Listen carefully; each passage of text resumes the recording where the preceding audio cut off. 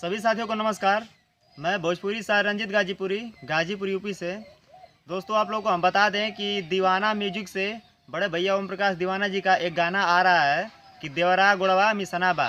इस गाने को सुनने के बाद आप सब जो इसके पहले जितना भी गाना था कि फलानवा फलानवा बा, फलानवा चटना बा, फलानवा फलानवा चटना बा, सब गाने को भूल जाएंगे। बिल्कुल ब्लॉकबस्टर होने वाला है गाना।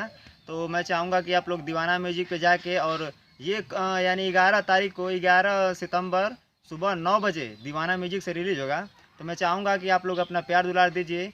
जितने भी लोग ओम प्रकाश दीवाना जी के फ़ैन हैं, मैं चाहता हूँ कि भैया के गाना को खूब शेयर कीजिए, दबा के शेयर कीजिए। और क्योंकि जितने लोग पास नहीं पहुँच पाता उन लोगों के पास भी आप लोग पहुँचा दीजिए। और इस ऐसे ही नए नए अपडेट पाने के लिए हमसे जुड़े रहिए। अगर आप लोग चैनल पर नए हैं तो चैनल को सब्सक्राइब कीजिए, वीडियो को लाइक कीजिए, और अगर वीडियो अच्छी लगी हो तो कमेंट कीजिए, और वीडियो को खूब धड़ाधड़ शेयर कीजिए। सभी साथियों को एक बार फिर से नमस्कार।